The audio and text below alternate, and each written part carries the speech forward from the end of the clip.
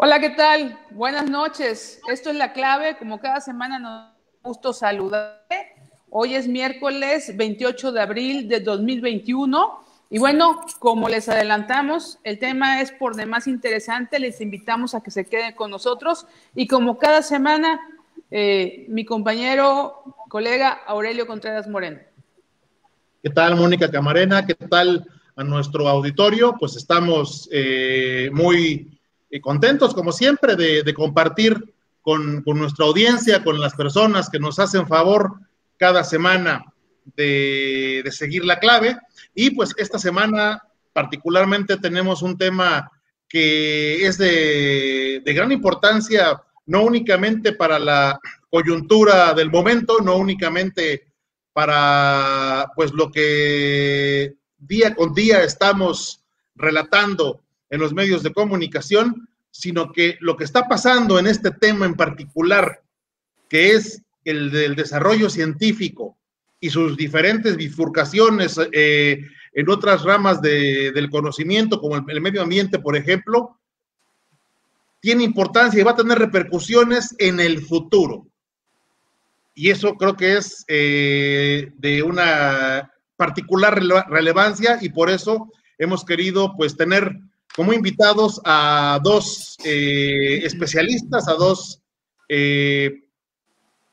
pues científicos, a dos investigadores que conocen muy bien su tema y con los cuales pues queremos charlar acerca de esto que está sucediendo pues en México en particular y que tiene pues también otras perspectivas sobre lo que también sucede en otras latitudes del mundo. Pero me voy a permitir presentar a nuestro primer invitado, es Rubén Arbizu, ambientalista, escritor, cineasta y productor mexicano. Él es originario de la Ciudad de México y ciudadano estadounidense desde 1987. Es director para América Latina fue director para América Latina de la organización Costó de 1988 a 1993 y actualmente es director general, también para América Latina, de la Ocean Futures Society de Jean-Michel Cousteau, donde además pues realiza además de su función como director general, es productor, escritor y director fílmico. Asimismo, es director para América Latina de la Nuclear Age Peace Foundation, que fue correcipiente del Premio Nobel de la Paz 2017 por su campaña internacional para eliminar las armas nucleares. Es fundador y presidente del estudio de doblaje Arvintel Media Productions, ha dirigido proyectos internacionales de doblaje para Warner Brothers, Disney, Paramount, Columbia, Universal Studios, entre otros. Como escritor y periodista, ha publicado cientos de columnas y ensayos en periódicos y revistas en los Estados Unidos, América Latina y Europa. Es autor del libro ¿De quién es la voz que estás escuchando? Y además colaboró con Jean-Michel Cousteau en su libro Mi padre, el capitán, escribiendo un capítulo que describe sus experiencias en América Latina. Muchísimas gracias. Además, en marzo de 2012, junto con Jean-Michel Cousteau, fue nombrado embajador del Pacto Climático Global de Ciudades. Muchísimas gracias a Rubén Arbizu por acompañarnos esta noche. Gracias. Y bueno, yo le quiero dar también la bienvenida al doctor Arbizu y pues también agradecerle al doctor Juan Esteban Martínez Gómez su participación en esta noche y yo quiero presentarlo. Bueno, pues él es un investigador titular A nacional del nivel 1 del sistema de investigadores, egresado de la Facultad de Biología de la Universidad Veracruzana con maestría en Villanova University y el doctorado en la Universidad de Missouri, fundador de Endémicos Insulares AC, ha sido miembro del Comité Internacional de la Alianza para la Extinción Cero. Su investigación tiene como eje central el estudio de interacciones ecológicas en islas oceánicas y o biogeográficas, en particular el estudio de aquellas donde intervienen especies microendémicas o en peligro de extinción y impacto en su ecología poblacional. Ha realizado estudios demográficos de especies de aves en peligro de extinción como el cenzontle de Socorro, la pardela de Revillagigedo, la paloma de Socorro y el cuitlacoche de Cozumel. Igualmente estudió el impacto demográfico potencial de la malaria aviaria. Doctor Martínez, bienvenido a La Clave. Muy buenas noches, gracias por la invitación. Al contrario, les agradecemos muchísimo que nos estén acompañando, que nos estén pues dando este rato, esta charla de su tiempo. El doctor Arbizu desde la ciudad de Atlanta, si no me equivoco. Juan, no sé exactamente en dónde mero está. Juan, no, ¿yo o yo? Juan, ¿dónde estás? Yo estoy en Jalapa, Veracruz. Andamos por acá, cerca. Pero pues bueno, sí, qué bueno que estemos todos juntos y pues vamos a comenzar a entrar en materia, en lo que nos ocupa y pues que pues hemos estado viendo particularmente en los últimos 2 años, pero con especial fuerza en las últimas semanas, este intento por desmantelar o por lo menos eso pareciera, el sistema educativo tecnológico de este país, el sistema científico. Primero, con esa absurda decisión de desaparecer los fideicomisos que financiaban una enorme cantidad de proyectos científicos, y ahora con esta tremenda andanada que se ve dirigida particularmente desde CONACYT, pues contra todos aquellos investigadores o que no se plieguen a las nuevas directrices y verdades oficiales, o que incluso cometan el pecado, entre comillas, de trabajar para una institución privada. Entonces, quisiera pues que pudiéramos comenzar por ahí, que pudiéramos establecer cuál es, desde su punto de vista, pues la situación que priva en este campo en México. Si gustas, puedo comentar. Los fideicomisos que desaparecieron, eso ocurrió entre octubre y noviembre del año pasado, pero fue una idea que empezó desde marzo a abril. Realmente es un ejemplo de legislación irresponsable que pues llevaron a cabo los partidos que tienen la mayoría en la Cámara de Diputados, en este caso el Partido Morena, el Partido Verde. El Partido del Trabajo se abstuvo en la forma como se proponía la extinción de los fideicomisos de la ciencia. Y aquí es muy importante dejar bien claro que se hicieron aseveraciones infundadas, acusaciones infundadas en la mayoría de los casos, y de hecho se puede decir que en todos, porque hasta ahora no hay ninguna persona que sea investigada o sea sancionada por corrupción o algo parecido en cuestión o en relación a los fideicomisos.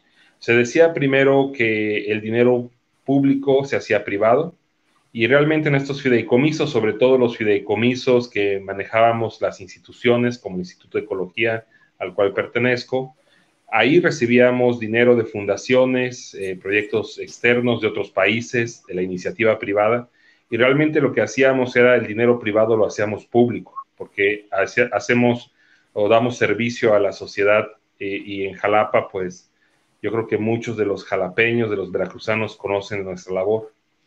Se decía también que eran oscuros, y lo cierto es que nosotros, nuestro fideicomiso a través del INAE recibió muchas preguntas de los ciudadanos, y no eran oscuros y no había corrupción, porque precisamente en el comité del fideicomiso estaba encabezado por la función pública. Entonces, si no estaba la función pública que ocupaba la presidencia, no había sesión. Y los fideicomisos son una forma muy eficiente porque tienen un fin definido. El dinero se ocupa para lo que el fideicomiso tiene como propósito principal, y si se proponen otras cosas simplemente no se puede ocupar el dinero. Entonces, lo que ocurrió realmente es que se tomó el dinero de los centros de investigación, se tomó el dinero de otros fideicomisos que eran entre el CONACYT y los estados, otros fideicomisos que eran del CONACYT con secretarías, y los fideicomisos institucionales como el FORDECYT, que servían para financiar proyectos de gran envergadura en el país.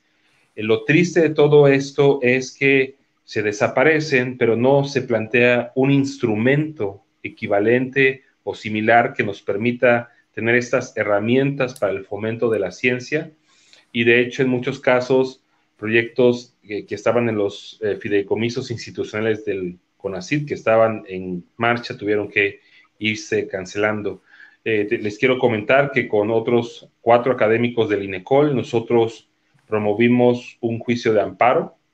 Desafortunadamente, los jueces aún no entienden los derechos humanos asociados a la ciencia, que están estipulados en la Carta precisamente de los Derechos Humanos de la UNESCO y otros convenios como el Pacto Económico Internacional, que nos hablan del derecho que tenemos para participar en la creación, del derecho que tiene la sociedad para recibir los beneficios de la ciencia y del derecho que tenemos como investigadores para la necesaria libertad de investigación.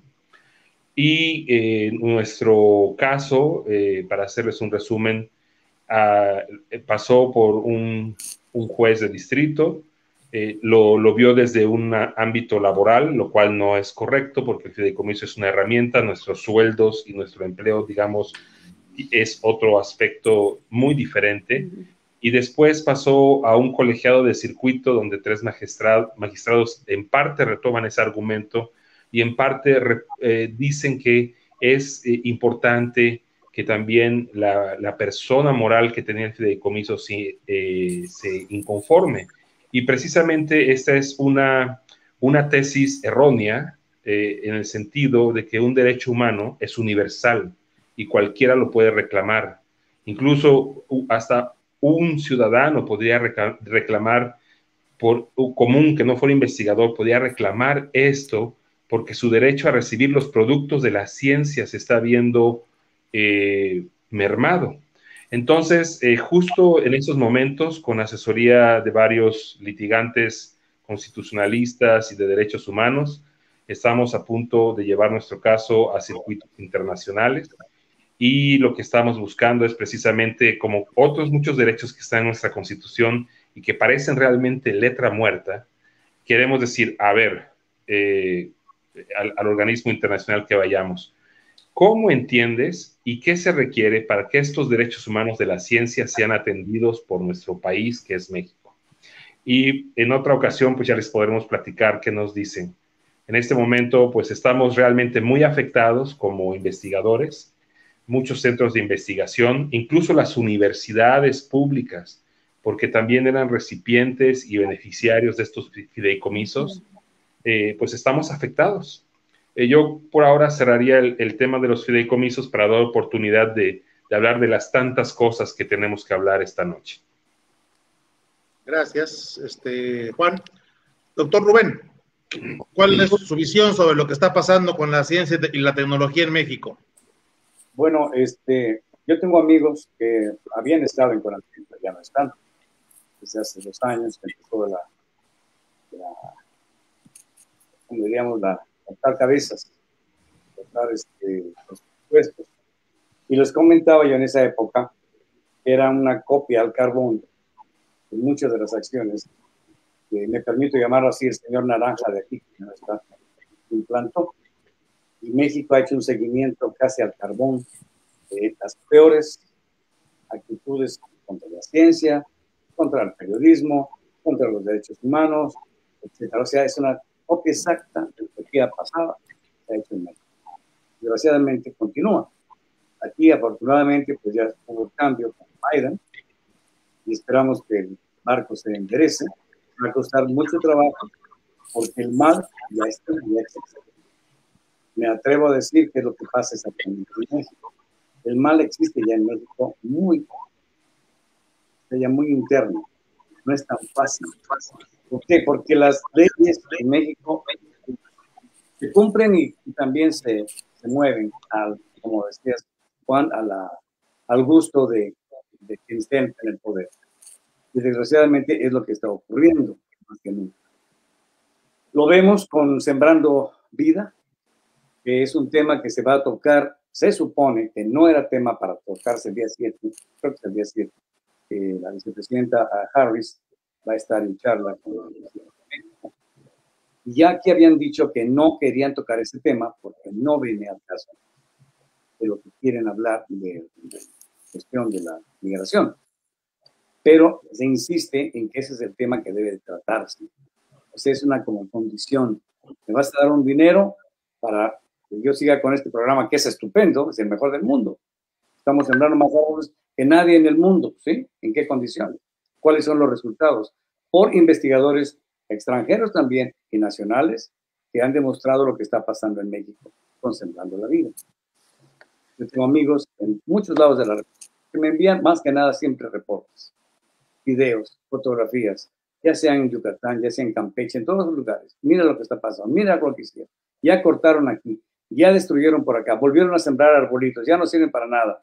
Luego, hubo un artículo muy bueno hace un par de días en que describe el periodista, se me va el nombre ahorita, como los famosos 20,000 pesos que les dan creo que a cada campesino, a cada persona que está en este trabajo de Sembrando Vida. O sea, son muchos, son miles, son creo que hasta millones, por lo visto. Entonces es mucho dinero. Pero los que organizan esto les dicen, ahora el dinero nos vas a regresar para que nosotros compremos lo que ustedes necesitan, palas, etcétera, etcétera. Pero ya los campesinos, muchos habían hecho sus investigación de precios y la pala fulana les costaba tanto y el socavón otro tanto, pero estas personas les dicen, no, van a costar más, fíjate. Entonces los 20,000 pesos se les van. Entonces los dan y se los quitan. Y les están regresando cosas que no son ni útiles ni son de la calidad que debía ser. Les están dando semillas que no sirven, árboles que no están pasando nada. O sea, es un reciclado de dinero de nuevo para quien lo dio, con el pretexto de que se hizo una enorme inversión y ahora a nivel internacional se está pidiendo que también entren, en este caso Estados Unidos, a dar dinero porque es un plan estupendo. Y además para dar trabajo a gente de Centroamérica, para que después lo hagan en México y también les den la oportunidad de que se hagan ciudadanos hasta americanos en Estados Unidos acá. Si se vienen para acá, no hay problema porque es gente que ya está recomendada por el régimen de México, que está diciendo que estas personas están haciendo una labor increíble. Todo eso aquí ha quedado de que eso no es por ahí donde vamos a hablar. No sé qué vaya a pasar el día 7.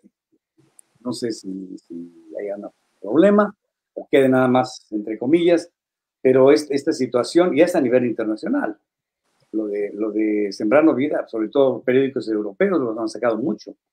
Ustedes habrán visto noticias en El País, por ejemplo, de España, que lo ha repetido. La BBC, hace unos días vi un reportaje de la BBC terrible de lo que está pasando precisamente en esos lugares.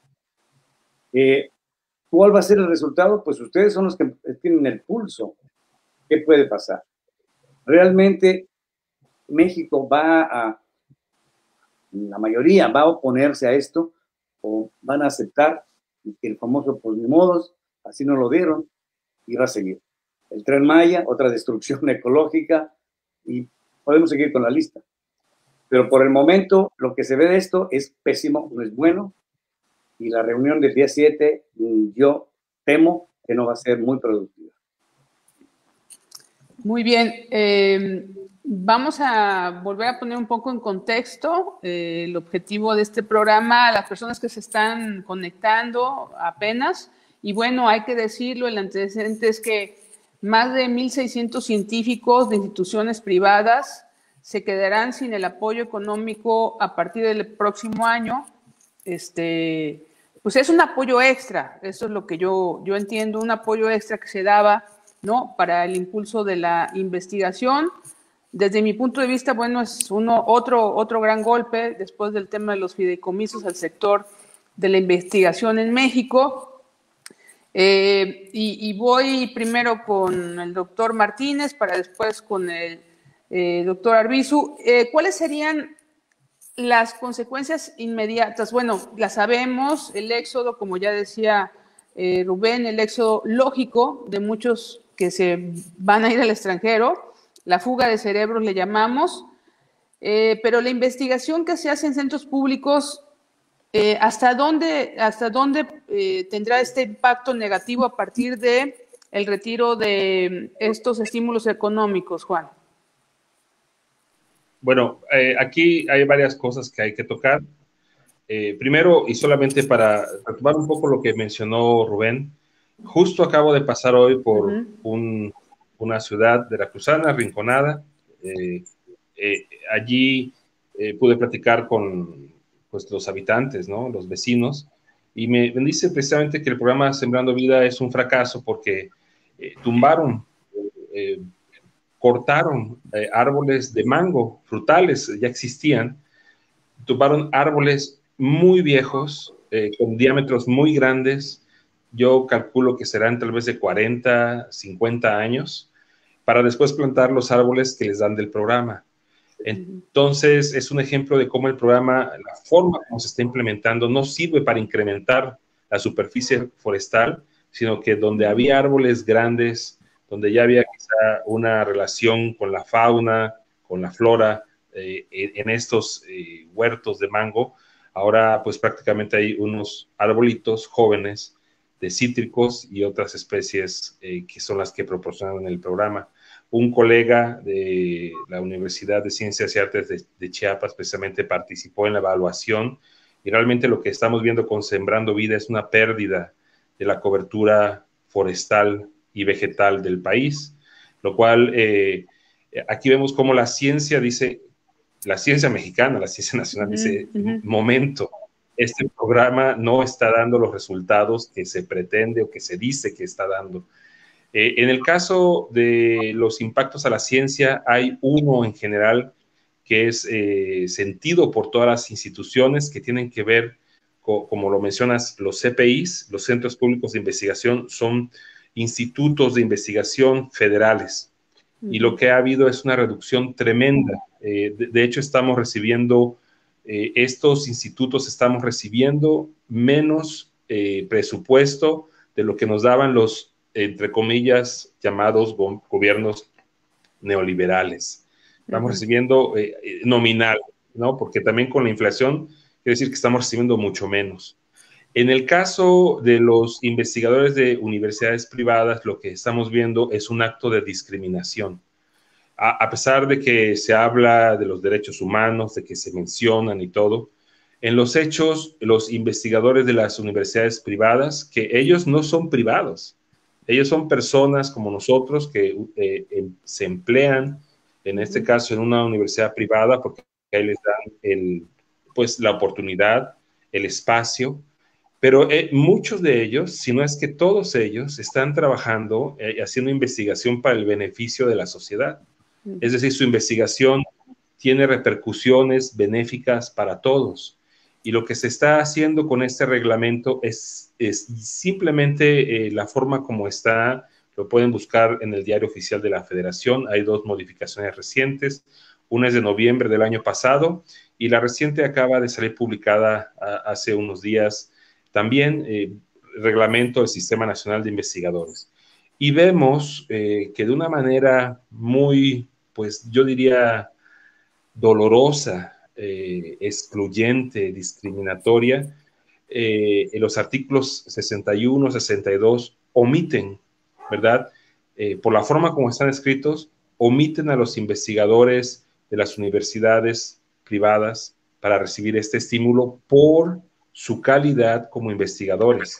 Es decir, no es porque estén en una institución u otra, es por su productividad que se evalúa, ¿verdad? También por su compromiso con la sociedad, aunque estén en una investigación privada, institución privada, perdón.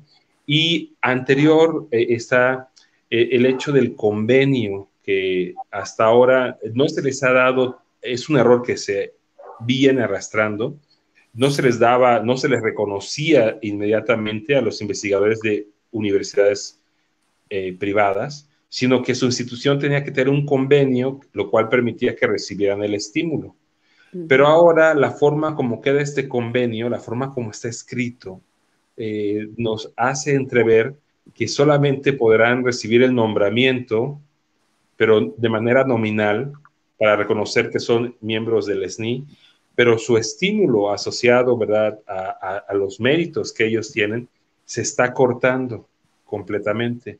Y como comentario, generalmente el estímulo del Sistema Nacional de Investigadores llegaba a los días 24 y 25 del mes. Dice también que se va a dar los últimos 5 días. En los gobiernos, entre comillas, neoliberales, eso no ocurría. Y ahora justo estamos teniendo un retraso todos los investigadores en recibir nuestro estímulo. Es una situación que se vio, la anterior la vimos en noviembre del año pasado, precisamente cuando al parecer se estaban pues sacando de la lista a muchos investigadores de universidades y centros de investigación privadas. Esto de entrada es una violación a los derechos humanos de estos investigadores que están también tutelados por tratados internacionales. Y pues es otra página triste de esta así llamada cuarta transformación. Rubén.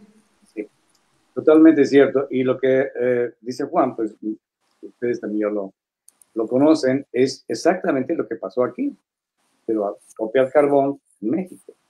Se quitaron aquí los científicos, la gente de valor, la gente que tiene la capacidad para estar en puestos como en la EPA, que es la Agencia de Medio Ambiente, como en la NOAA, como en las organizaciones ambientales oficiales, y les hicieron corte de cabeza porque no convenían, porque creían en el cambio climático, en detalles que la administración dijo, eso no es cierto, esos son fake news, de ahí viene el fake news, transportado luego a México, los ataques a la prensa, y México va a seguirlo, etc. O sea, lo que dices es exactamente, en serio, lo que pasó aquí. Se perdieron enorme cantidad de científicos, de valores que se tuvieron que retirar, porque los quitaron, los eliminaron. Y luego, al salir del Pacto de París, Estados Unidos pues, se derrumbó completamente la ayuda que se daba para el seguimiento del asunto del cambio climático. O sea que aquí cambió, pero en México ahorita está el mar, no sé cuánto vaya a seguir. Si las votaciones que vienen efectivamente van a respetarse y la gente puede decir eso no debe seguir así. Si una Suprema Corte de Justicia puede realmente decir que eso está mal, los derechos humanos se están violando. Eso no lo puedo yo contestar, porque por más que yo quiera estar involucrado, no vivo en México, no lo estoy sintiendo, pero sí lo siento de otra forma. Me duele mucho y me preocupa muchísimo la situación que tenemos. Y en este sentido, y hablando de esos mitos y de esos prejuicios con los cuales se intentó manejar la ciencia en el periodo de Trump en Estados Unidos y con los cuales se está llevando y manejando la educación y la ciencia en México, ¿cuáles pueden ser las repercusiones desde su punto de vista en el corto, mediano y largo plazo de anteponer estos prejuicios, incluso pues cuestiones pseudofanáticas sobre la visión que hay respecto de la ciencia, sobre lo que en el mundo real puede suceder, ¿no? Vimos cómo Estados Unidos en su momento se salió del pacto, del Acuerdo de París. Aquí vemos cómo inexorablemente estamos recarbonizando y repetrolizando todo. ¿Qué puede llegar a suceder si se sigue aplicando este tipo de criterios, entre comillas, para manejar la ciencia y la educación en pleno siglo XXI, con criterios del XIX y algunos, me atrevería a decir, que hasta más arcaicos?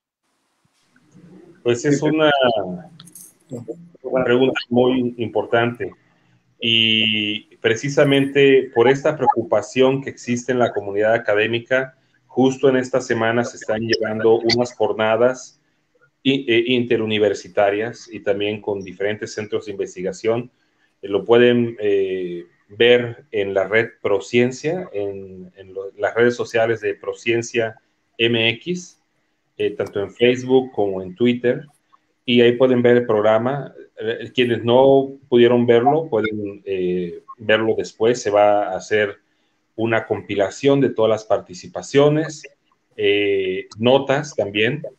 Han participado rectores de 10 universidades o 12 universidades, entre ellos la Universidad Veracruzana, la UAM, la UNAM, y todos ellos manifestando su preocupación por lo que está pasando.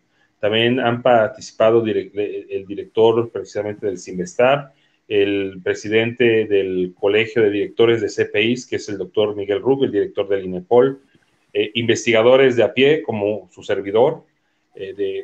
Hay investigadores de bata y de botas, ¿verdad? Yo soy más de botas porque yo trabajo mucho en el campo. Y hay una preocupación clara en la sociedad por las medidas que se están tomando. Y una de ellas es sobre todo la reducción en el presupuesto que se otorga. Los centros públicos, los institutos públicos, algunos no tenemos ni para pagar la electricidad, menos el mantenimiento y menos el mantenimiento del equipo sofisticado que tenemos. Entonces, la reducción que se ha hecho a la inversión de ciencia pone en riesgo todo este andamiaje de equipos, de valores, de instituciones, de personas. Y un ejemplo muy claro que lo mencionó precisamente en la charla, en el seminario que tuvimos ayer, el doctor Martín Aluja, que fue director del INECOL, es sobre la vacuna para esta enfermedad del COVID. Hay cuando menos 6 equipos mexicanos que están trabajando en una vacuna, no han recibido un apoyo proporcional, ¿verdad?, para lograrla. Sabemos que hay un equipo al menos que la tiene muy avanzada y que esta vacuna promete generar anticuerpos inmovilizantes. Quiere decir, incluso lo tienen desde octubre del año pasado.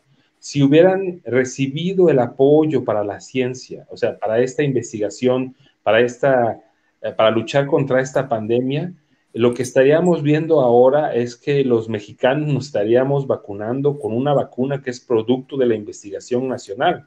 Eso no quiere decir que no recibamos ayuda o vacunas de otros países, pero al mismo tiempo estamos descartando nuestra propia opción, una opción nacional que sería más barata, más amplia y que además podría estar ayudando a otras naciones en estos momentos. Y allí es donde vemos qué es lo que pasa cuando no se apoya la ciencia, en este momento crítico, y lo vamos a ver en otros aspectos. Muy pronto lo vamos a ver en otros aspectos, porque los centros de investigación trabajamos diferentes temas que generalmente, sobre todo los centros públicos de investigación, nuestro objetivo es brindar asesoría al gobierno federal. Y lo que estamos viendo es prácticamente una situación como esa famosa frase de ni los veo, ni los escucho, ni me importa. Entonces, esto es muy grave para el país. Y en el sentido de las becas, estamos viendo también recientemente que no hubo becas al extranjero para áreas, digamos, de ciencias, hubo para áreas asociadas a las humanidades, ¿verdad? Pero los jóvenes que se querían preparar en áreas de ciencia, en esta convocatoria, pues parece que no tuvieron la oportunidad. Y hay que entender que nosotros debemos, en nuestra preparación, convivir con científicos de diversas naciones, porque la ciencia es universal. La ciencia es ciencia sin adjetivos. No hay ciencia neoliberal, no hay ciencia del pueblo. La ciencia es ciencia y es verdad, tiene como objetivo servir a la humanidad. Entonces, lo que estamos aquí viendo es que en poco tiempo estamos comprometiendo la capacidad de México de estar en el concierto pues de las naciones, de las investigaciones que se dan en todo el mundo, precisamente por esta falta de apoyo a la ciencia. Y tiene que ver mucho con el presupuesto, y de aquí salto algo muy importante que mencionó Rubén, es cómo puede cambiar. Vienen elecciones, son elecciones muy grandes, van a votar cerca de 94 millones de mexicanos, van a votar 25 millones de jóvenes que van de los 18 a los 29 años, un poquito más, 3,5 millones van a votar por primera vez. Los jóvenes casi no participan, hay que participar. Es muy importante, 52% de los votantes van a ser mujeres. El poder de las mujeres, sobre todo porque participan mucho en ver el futuro de sus hijos, de sus comunidades. Es muy importante que todos salgamos a votar. Y en ese sentido también quiero hacer una invitación rápidamente. Pueden ir a Google y pueden escribir como palabras clave poder ciudadano y la aplicación Bangla con V. Y van a llegar a una página donde pueden descargar una aplicación. Y cuando la tengan instalada en su teléfono, esta aplicación está nutrida por varias organizaciones de la sociedad civil que tienen su registro en el INE, es decir, los datos que se proporcionan allí están verificados. Y van a poder ver a los diputados que tienen ahora, qué prometieron, qué iniciativas han propuesto, cuáles han pasado. Y en todas las votaciones van a poder ver cómo votaron, el sentido de su votación, es decir, van a poder evaluar a sus diputados, sobre todo los que se quieren reelegir, pero al mismo tiempo hay otra sección de los candidatos 2021. Ahí van a poder ver a todos los candidatos a las diputaciones federales, van a poder ver con qué se han comprometido con estos ámbitos, estos temas que estamos platicando, la ciencia, el ambiente, la salud, ¿verdad? Y también su plataforma electoral, es decir, qué es lo que los motiva, sus ejes rectores. Y tristemente podemos ver, sobre todo, al menos con los candidatos y la diputada de mi distrito, que muchos de estos diputados no han dado esta información a los ciudadanos. Es decir, quieren que votemos por ellos y no tienen un compromiso mínimo con nosotros como votantes. Entonces, yo les invito una vez más a ir a Google, escribir Poder Ciudadano, la aplicación Bangla con V, y descargarla y evaluar cómo se han comportado los diputados que existen y cómo se están presentando los candidatos que tenemos para que este 6 de junio todos como ciudadanos estemos informados, promovamos un voto razonado, venzamos el abstencionismo y también corrijamos todos los errores que esta legislatura ha tenido con varios ejemplos de legislación irresponsable, y tratemos sobre todo de que los diputados que lleguen, diputados y diputadas, realmente nos representen a nosotros como ciudadanos y no actúen bajo las órdenes del presidente de la República, del presidente del partido o de grupos que no somos o no son quienes los llevaron a ese puesto de representación popular. Rubén. Yo soy como don Juan, me enlodo los zapatos o las botas y me voy a hacer las cosas distintas. No soy de oficina. Les puedo decir que en el 2019, en septiembre, estuve en un lugar en León, Guanajuato, en el único humedal que existe en esa ciudad tan seca, con unos cuantos miles de árboles para una ciudad de 1 millón de habitantes, para dar un apoyo de nombre de la organización de nosotros a rescatar y evitar que se destruya ese humedal con edificios que se estaban haciendo ya, centros comerciales, etc. Nos pidió ayuda a la ciudadanía, los jóvenes sobre todo, padres de familia, nos escribieron. Fui yo, estuve acompañado de 2 grandes amigos mexicanos, 2 científicos biólogos mexicanos, uno de Yucatán y otro de Nayarit, de Vallarta. Y estuvimos ahí en el lugar, viendo la enorme ya cantidad de construcción que se estaba haciendo y la destrucción del hermoso, único humedal en esa ciudad. La ciudadanía respondió hermosamente. Se manifestaron protestas. Se insistió que Ramsar declaró ese lugar como humedal, no como un charco de agua que decían los constructores. Es un charquito nada más de agua que no pasa nada.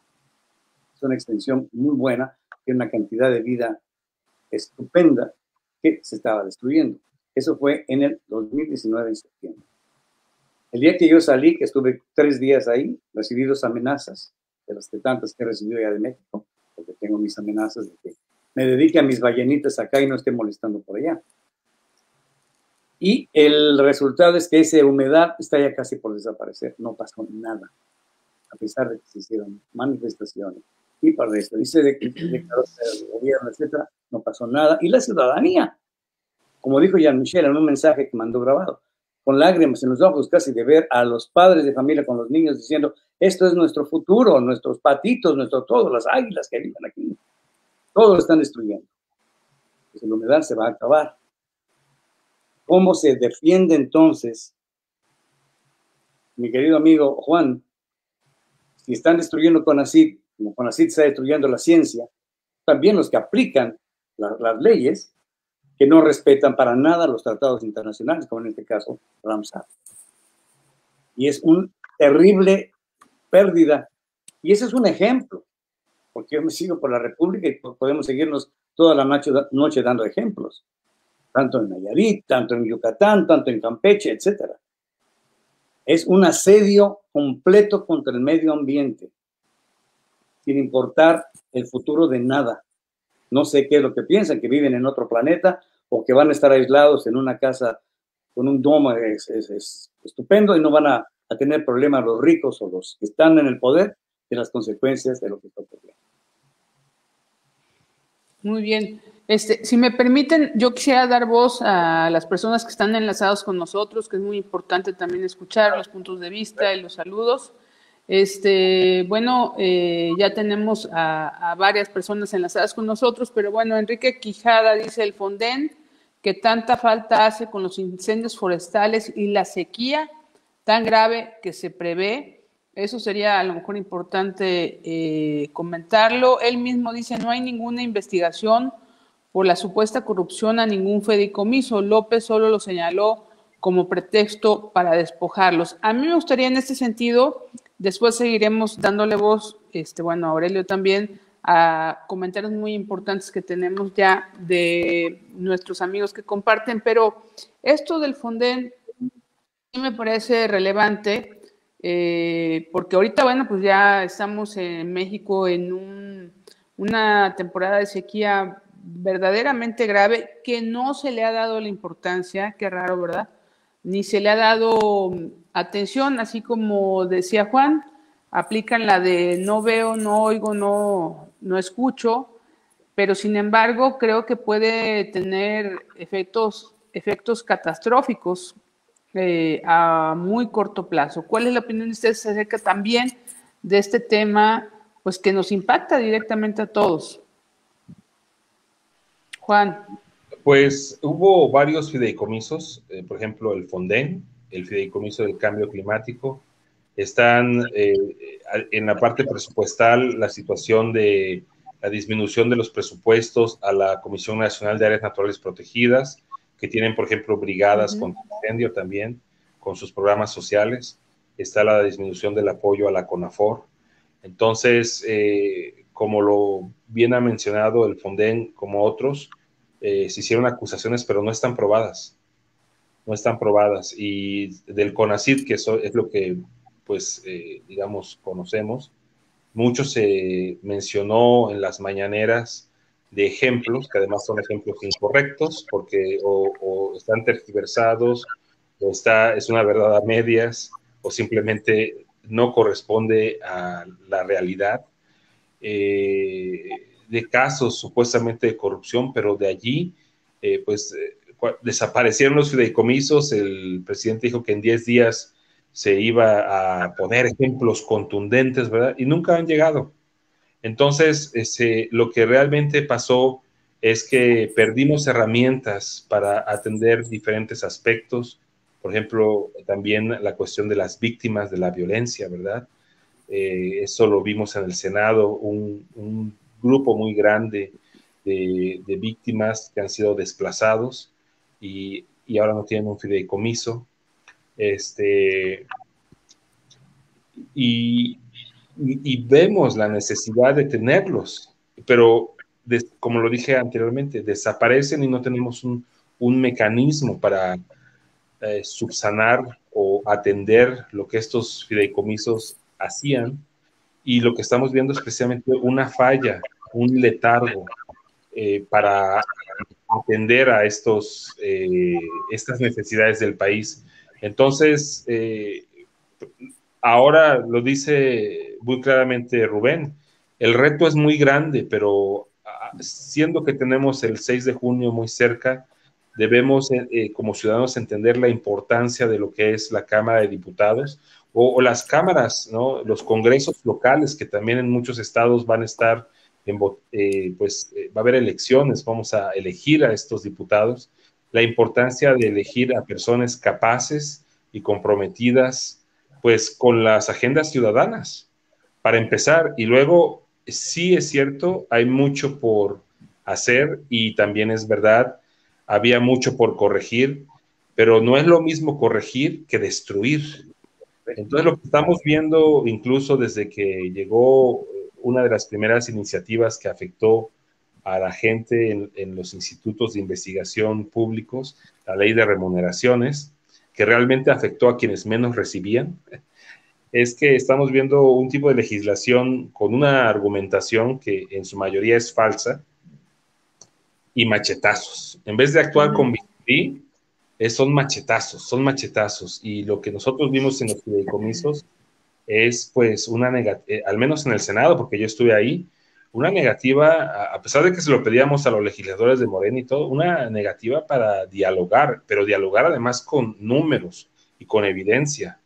Y nos decían, no, es que a ustedes los están engañando. Y digo, ¿cómo me van a estar engañando? Yo sé cómo se maneja el fideicomiso de mi institución, ¿no?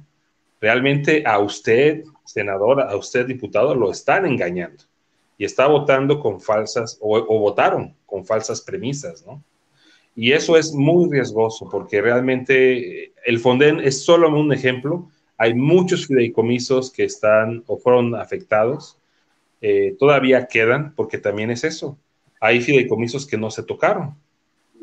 Entonces no se aplicó la misma vara. Entonces hay cerca de 200 fideicomisos que ahí están, ¿verdad? Y uno de ellos quizá, pues nos preguntamos, sin menospreciar la institución, es el de la Secretaría de la Defensa Nacional. Hay un fideicomiso para, pues, cuestiones de la Secretaría, que igual los requiere, pero no se tocan. Entonces hay un trato diferenciado a las diferentes instituciones, y en una república, como en un cuerpo humano, como en un ecosistema, todos los componentes son importantes. Y lo que estamos viendo es un trato diferenciado, y en este caso, los fideicomisos que se afectaron, pues sí, cumplían una labor muy valiosa. Por supuesto. Rubén, en el caso del Fondo de Desastres Naturales, que bueno, sabemos que esto no es previsible, o sea, tú lo tienes ahí, pero la temporalidad te va requiriendo ciertos recursos para enfrentar estos desastres. Bueno, por ejemplo, en México se ha visto cosas totalmente opuestas. Creo que el antepasado, en el 19, en Guadalajara, hubo un día o 2 días de temperaturas peores que las que tienen ustedes, digo, de 40 grados y todo. Y al tercer día cayó una helada y hielo que paralizó la ciudad. O sea, si no nos damos cuenta de que la cosa está mal y de que qué se puede hacer ante esto, es abrir los ojos, sí, pero hacer que los que dan las leyes y las que están aplicando, y como dice Juan, esos fideicomisos que están ahí volando, aplicarse o no retirarse, porque los resultados que estamos viviendo, estamos hablando de México, olvidémonos ahorita del mundo, aunque la contaminación y el cambio climático no presenta pasaportes ni necesita fronteras, pero nada más en México. En México hay una cantidad terrible de lugares en que está el cambio climático aplicándose, incendios, falta de agua, la contaminación de los ríos. Yo conozco los ríos mexicanos. Hace 30 y tantos años que hicimos investigaciones, como nos gustó, y seguimos. La última vez que estuve en el Ameca, es un excusado público. Es algo espantoso. Y cuando lo denuncié en una plática que tuve sobre islas, precisamente, Juan, sobre islas, y ahí en Puerto Vallarta, iba acompañado por el presidente del Instituto Darwin, de las Islas Darwin, el doctor Iraceta. Y en el momento que presenté yo un pequeño documental que había filmado un día antes, estaba el gobernador, entonces, se levantaron indignados, que era una mentira lo que yo estaba mostrando.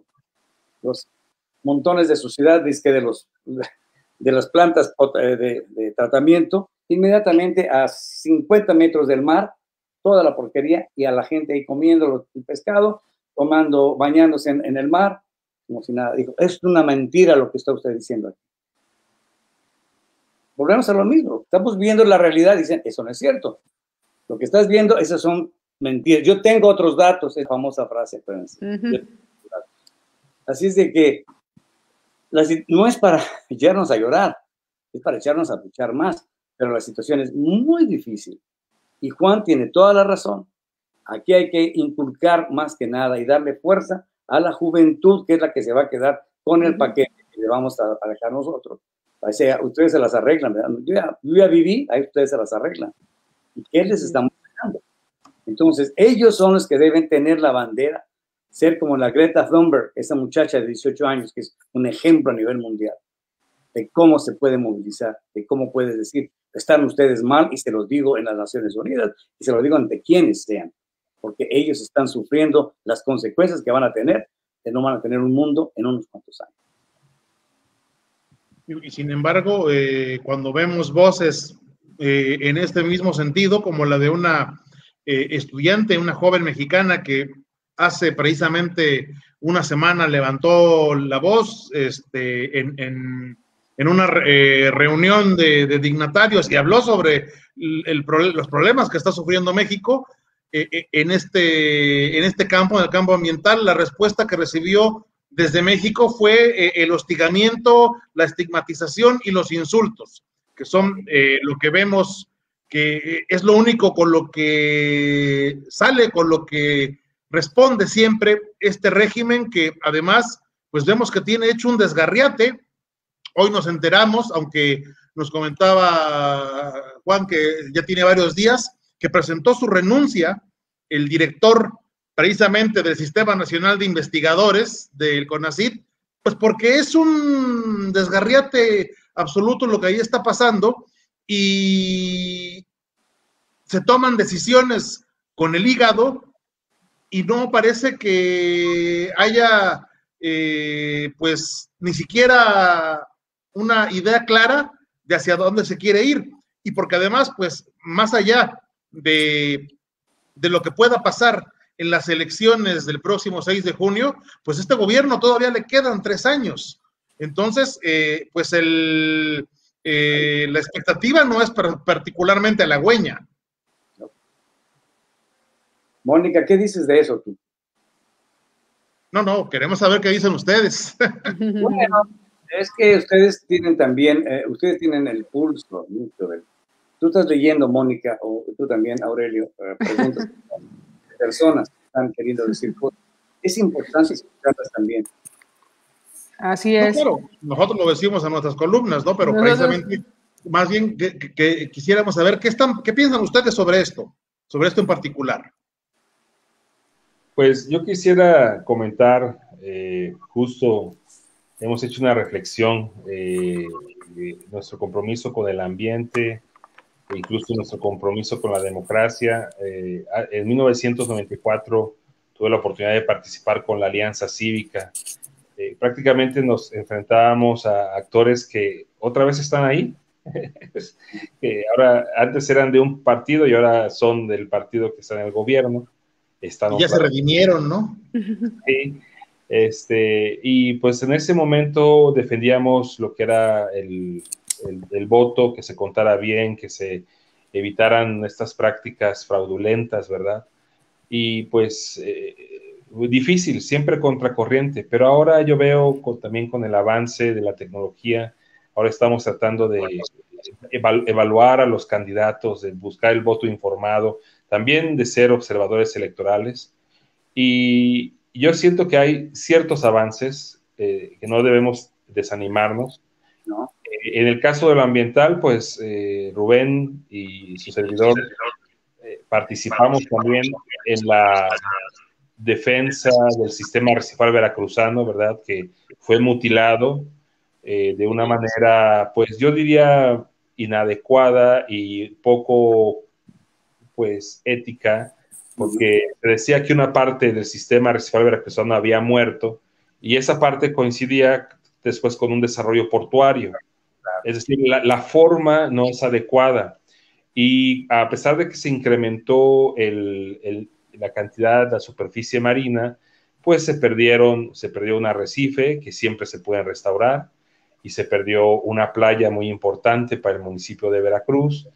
Y aquí lo que vemos es que necesitamos a los ciudadanos participando, los ciudadanos con sus voces, entre más y también más decididas, en algún momento pueden ser escuchadas, ¿verdad? Si tenemos otro tipo de, pues de autoridades, y eso es lo que tenemos que buscar y entender que el poder ciudadano, la responsabilidad ciudadana, como paréntesis les digo a sus radios, bueno, a sus TV escuchas, que justo el programa de manejo de las Islas Marías, la reserva de la biosfera Islas Marías, está en consulta pública. Ustedes pueden ir a la página de la Comisión Nacional de Áreas Naturales Protegidas, descargarlo y comentar sobre ese programa, y ahí empezamos.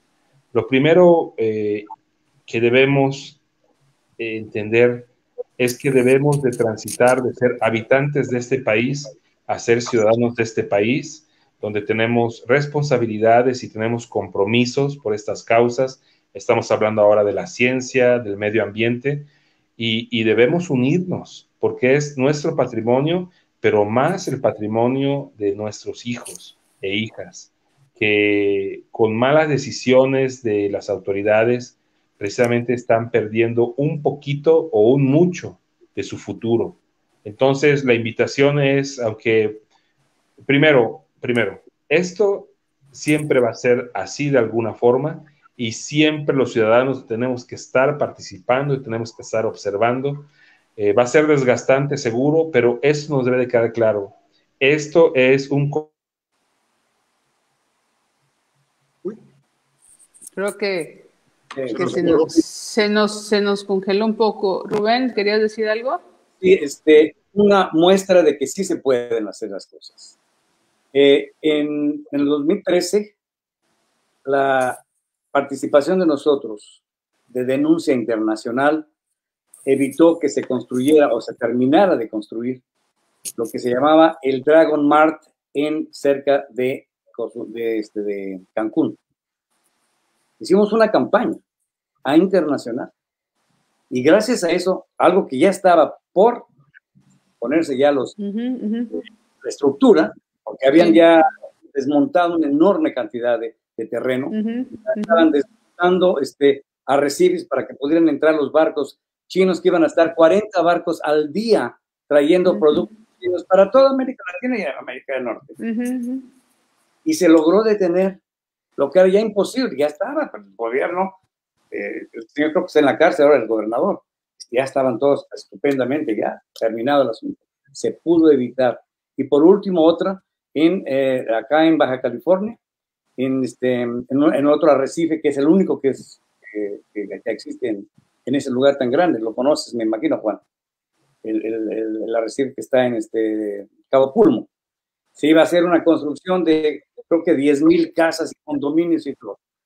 Tu servidor y Jean-Michel Cousteau estuvimos en el Senado de México en el 2012 y denunciamos, y con datos y todo, y los señores senadores y todo tomaban nota porque no sabían, no estaban enterados de que se iba a pasar, y se logró evitar.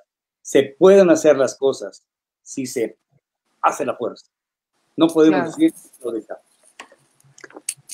Yo quisiera dar voz a otras personas que nos han escrito. Angie Maki dice, por lo que he leído es que le dan como una especie de agenda de temas de investigación y no la que los grupos científicos consideran prioritarios. De ser cierto y sin asesoramiento, que se ve que no la tienen en presidencia. Las políticas públicas y científicas de investigación carecen de autonomía y sobre todo se ve coartada. Aurelio, ¿quieres dar voz a alguien más? Sí, el doctor Francisco Monfort dice, el daño en México ya está hecho. Las repercusiones serán sobre toda una generación de científicos y técnicos. En cambio, John Ackerman recibirá de aquí a 2024 alrededor de 19 millones de pesos. El dinero disponible ahorita para la ciencia y la tecnología se gastará en el altar de las elecciones. La investigación de Johnny Ackerman es sobre nueva ciudadanía y democracia popular, y el estudio de caso de estas novedades será la CENTE por su ejemplo de lucha democrática. Dice Noé Sánchez, hacen falta amparos para detener eso. Supongo que mucho de lo que hemos estado hablando esta noche. Ana Laura Pérez felicita a nuestros invitados y que qué bueno que se hable de estos temas ambientales. Son más o menos los comentarios que tenemos y pues varias personas que están aquí atentas a lo que hemos estado comentando en el programa. A mí me gustaría, bueno, ahondar en el tema de las investigaciones importantes que pueden ser bloqueadas por la falta de recursos, por la falta de estímulo, más que económico, ¿no? De desaliento de estos jóvenes investigadores que se han preparado, que quieren aportar a su país. Me pareció muy importante, Juan, el tema, por ejemplo, de las vacunas, que sabemos que aquí tenemos un talento de sobra en una temporada tan difícil como es la pandemia a nivel internacional y como sabemos que mal se ha manejado en este país. ¿A qué grado se pueden coartar los sueños de estos jóvenes investigadores que seguramente a partir de fin de año van a empezar a buscar a dónde irse? ¿Hacia dónde vamos?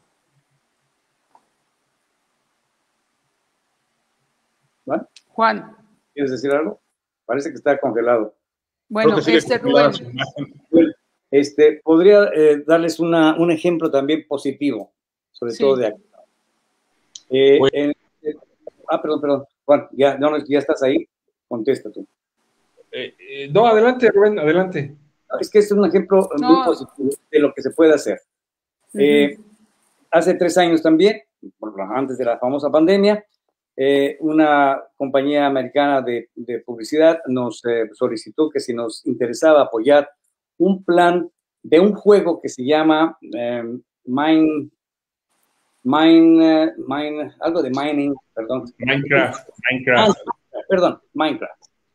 Porque aparte de ser un juego que tiene más de 100 millones de seguidores, que se combina, etcétera, habían llegado a la idea de que por qué no hacer algo positivo entre los que estaban jugando en esto y crear algo necesario para la cosa de la naturaleza, del medio ambiente. Entonces les sugerí, bueno, que hagan un juego, o uno de los modelos, para tratar de hacer cosas para los arrecifes. Estamos hablando de México. Estamos hablando, por ejemplo, de Cozumel, que están casi destruidos. ¿Les pareció estupenda la idea? Y entonces ellos hicieron en la plataforma nuevas, con sus nuevos aditamentos, de que tú podías construir eso y entrar en un concurso y el grupo en cualquier parte del mundo que ganara, se iban a construir esas plataformas, si tú quieres, y además con una tecnología, que me imagino que conoces, Juan, no has sabido hablar de ella, que es que una especie de unas descargas eléctricas que se hacen en esas plataformas o en esas construcciones, que hacen que se acelere en una forma increíble el crecimiento del coral. Mucho más que cuando nada más se ponen objetos ahí, carros abandonados o cosas. Increíble. Bueno, pues se hizo el concurso. ¿Quién creen que ganó el premio?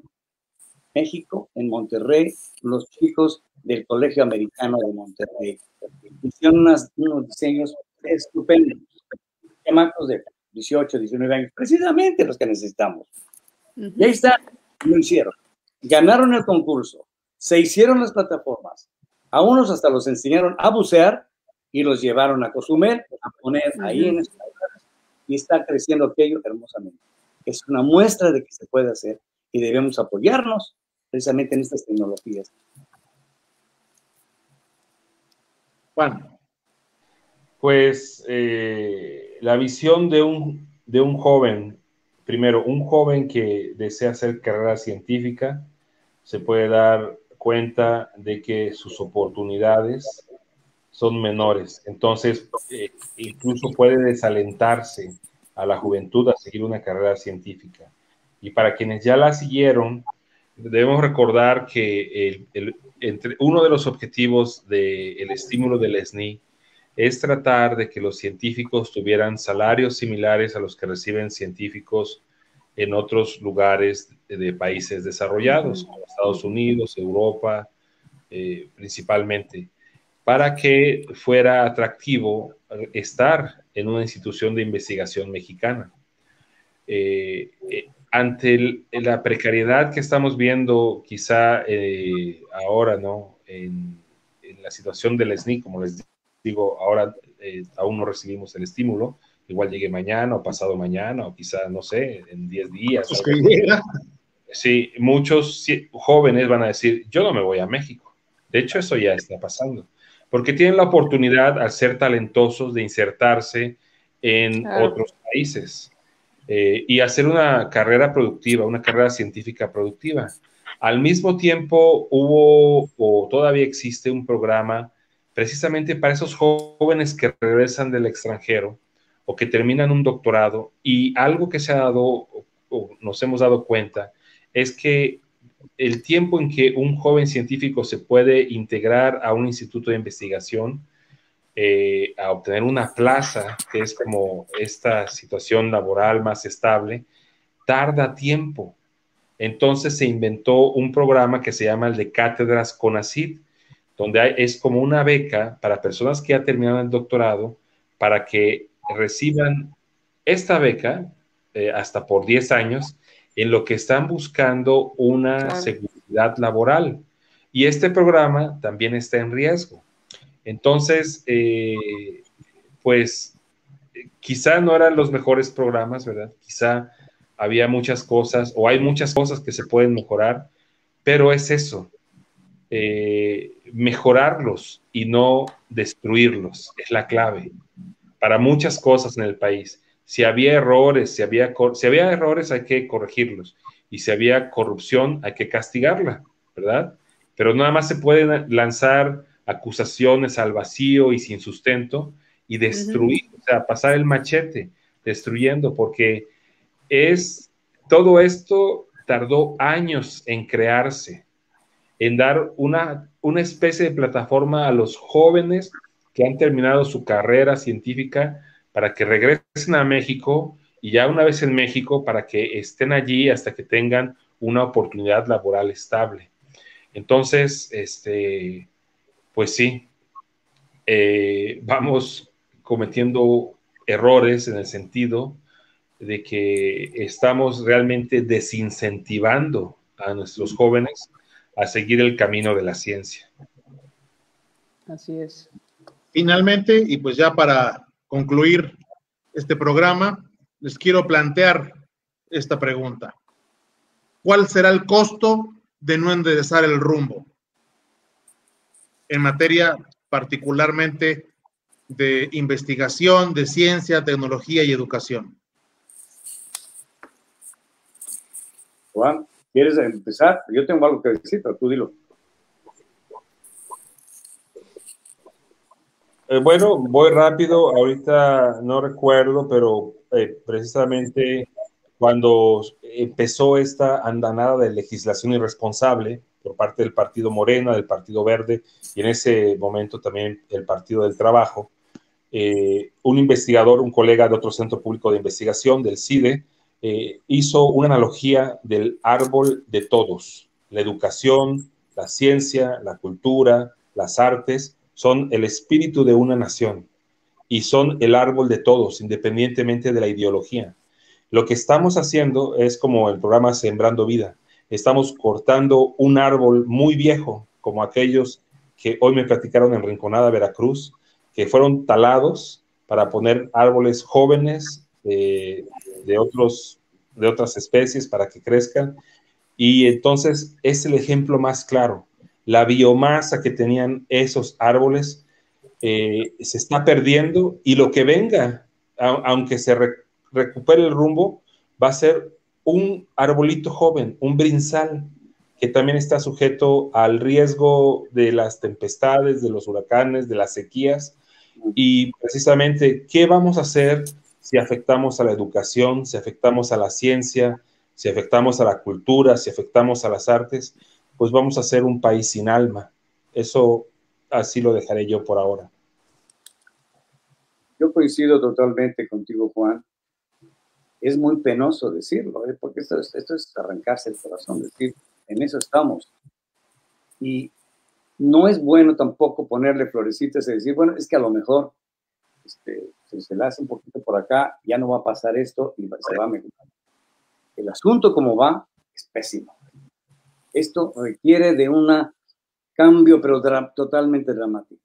Nos decía Cousteau, el hombre protege lo que ama, y si no enseñamos a amar lo que tenemos, no vamos a proteger. Entonces, ahí está la esencia de todo. Protegerlo, y tenemos que enseñar a amarlo para que ellos lo defiendan y como dices tú, con el voto, con la denuncia ciudadana, y defender a los que están denunciando y que están siendo callados y hasta asesinados. Porque no podemos seguir callando. En México es una vergüenza que ante los crímenes que se cometen contra los ambientalistas, como ese gran amigo mío que era el defensor de las mariposas monarcas, no ha pasado nada. Nada, porque ahí quedó. Entonces, esa es la esencia. Si México quiere seguir siendo México, el México que muchas veces no ha existido, porque México es un país que tiene muchas idas y venidas, pero tenía alma, tenía cosas. Nunca ha sido un país perfecto, ni mucho menos. Nacimos mal y nos creamos durante muchos años con muchos errores. Pero había algo muy importante también, y eso se está perdiendo, pero en forma terrible. Nos estamos convirtiendo ahí en un país anodino, y eso es lo que hay que tratar de evitar a todas luces. Pues muchísimas gracias a los dos, de verdad, qué charla tan interesante hemos tenido esta noche, y pues sobre todo muy aleccionadora sobre los riesgos que tenemos frente a nosotros, y que es imperativo pues buscar solucionar, ¿no? Así es. Muchas gracias a los dos, de verdad. A ustedes, muchas gracias. Buenas noches. Gracias por tenernos y por permitirnos dar nuestra modesta opinión. No, al contrario, les agradecemos muchísimo pues el tiempo que nos brindaron esta noche, y le agradecemos también, sobre todo, a nuestra audiencia, a nuestro auditorio, que pues comentó con nosotros, que nos acompañó esta noche, y pues bueno, ahí se queda para la reflexión, y que cada quien pues saque sus propias conclusiones. Esto fue La Clave, y nos vemos la próxima semana. Hasta luego. Hasta luego. Hasta luego, buenas noches.